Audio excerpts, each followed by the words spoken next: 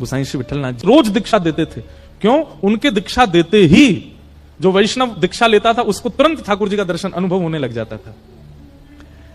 और नियम बना लिया कि जब तक दीक्षा एक वैष्णव नहीं बनाऊंगा तब तक जलपान नहीं करूंगा।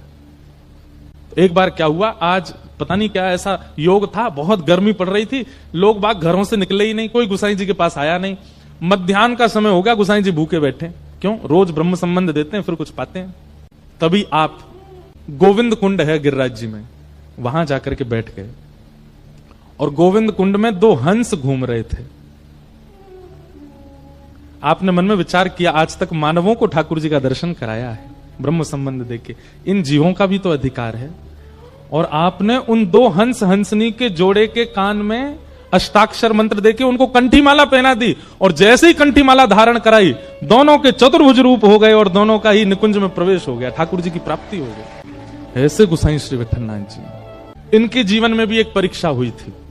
कृष्णदास अधिकारी जी थे, उनसे इनकी किसी बात पर अनबन हो गई और श्री कृष्णदास अधिकारी जी ने इनके जो दूसरे भाई थे गोपीनाथ जी, उनका भगवत धाम गमन हो गया था। उनकी पत्नी थी और उनका एक बेटा था, बेटे का नाम पुरुषोत्तम था।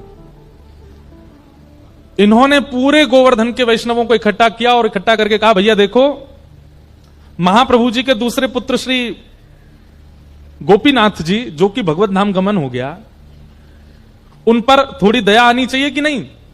ये पूरी सेवा श्रीनाथ जी की गोसाई जी करते हैं, उनका बेटा बेचारा वो सेवा में नहीं जा पाता है।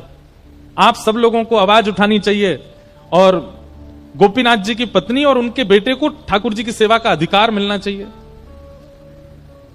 तो कई लोगों ने इस बात का समर्थन किया और समर्थन के भाव से गोसाई श्री विठलनाथ जी को ठाकुर जी से कुछ समय के लिए दूर कर दिया।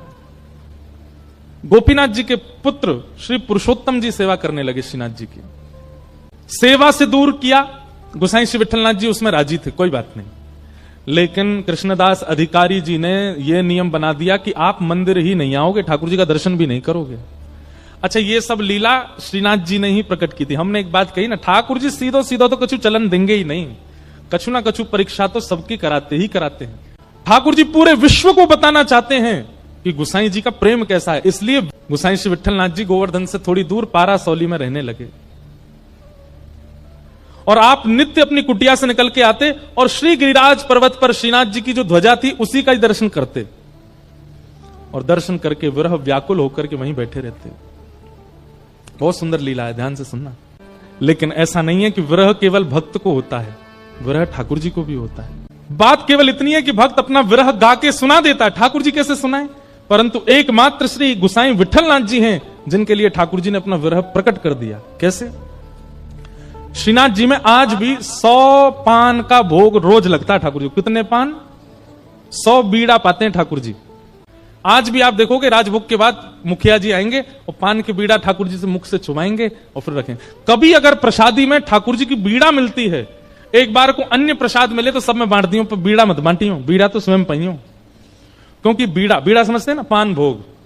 एकमात्र बीड़ा भोग ऐसा है जो ठाकुर जी के अधर से छुपाया जाता है। बाकी की सब सामग्री सामने रखी जाती है, पर बीड़ा तो ठाकुर जी के अधर से स्पर्श कराया जाता है। और बीड़ा भोग ज्यादातर किशोरी जी का बीड़ा भोग ठाकुर जी पाते हैं और ठाकुर जी का बीड़ा भोग किशोरी जी पाती हैं, क्योंकि अधर स्पर्श होता है उसमें। तो श्रीनाथ जी को 100 पान का भोग लगता था। बहुत ध्यान से सुनना। तो एक रामदास भीतरिया करके सेवा करते थे श्रीनाथ जी के आसपास, पोंछा लगावे की सेवा, आरती सजावे की सेवा, आदि आदि सेवा। भीतरिया 2 सेवक होते हैं, एक होते हैं भीतरिया, एक होते हैं भारिया। भीतरिया वो जो गर्भगृह के अंदर जा सकते हैं, भारिया वो जो बाहर बाहर की सेवा करते हैं। तो रामदास भीतरिया जो थे ये गोसाई श्री विठलनाथ जी के शिष्य थे। ये जाते थे श्रीनाथ जी के मंदिर में सेवा करने, भीतर पोंछा आदि करने। तो जब ये पोंछा आदि करते थे तो श्रीनाथ जी खड़े खड़े इनको इशारा करते, ए सुन, ऐसे इशारे करते।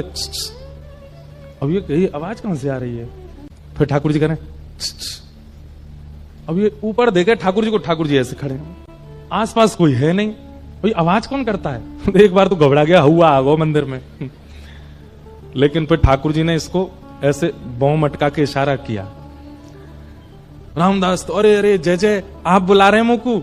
ठाकुर जी ने फिर इसको प्रत्यक्ष ठाकुर जी लीला सबके सामने नहीं करते हैं, परंतु रामदास के द्वारा गुसाई जी को संदेश भेजना है, इसलिए ठाकुर जी लीला कर रहे। जय जय, आप कछु आज्ञा कर रहे हैं। तो ठाकुर जी के बगल में जो मसनद रखी जाती है ना, उन पर ठाकुर जी के मुख पहुंचने का एक रूमाल रखा जाता है। ठाकुर जी ने ऐसे नजर घुमा के रूमाल की ओर इशारा किया। कोई था नहीं मंदिर में, 2-4 लोग दर्शन कर रहे थे।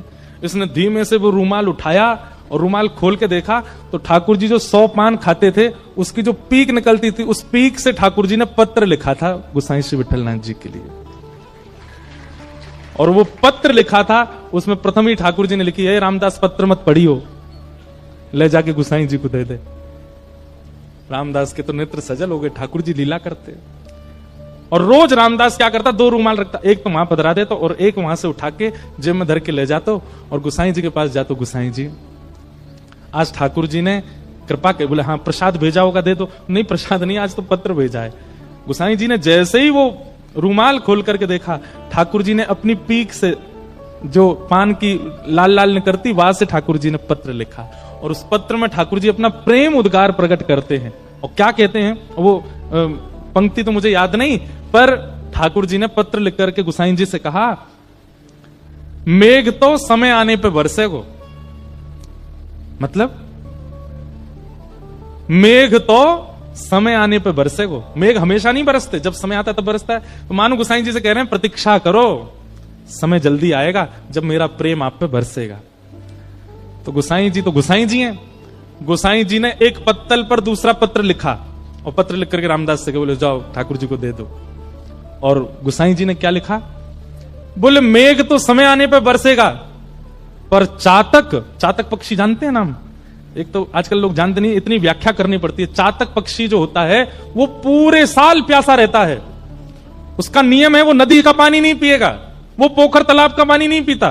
चातक पक्षी जो होता है वो पहली वर्षा होती है और उसका जब बिंदु गिरता है उसी का जल पीता है, उसको कहते हैं चातक। और चातक पक्षी का नियम होता है, वो चहकता कैसे है, प्यासा हूं प्यासा हूं। जो पहाड़ों में रहते हैं, हिमाचल के लोग होंगे, कश्मीर, उनको चातक पक्षी की आवाज आती होगी सुबह, प्यासा हूं, वो ऐसे ही बोलता है। तो ठाकुर जी ने पत्र लिख करके भेजा, मेघ तो समय आने पर बरसेगा।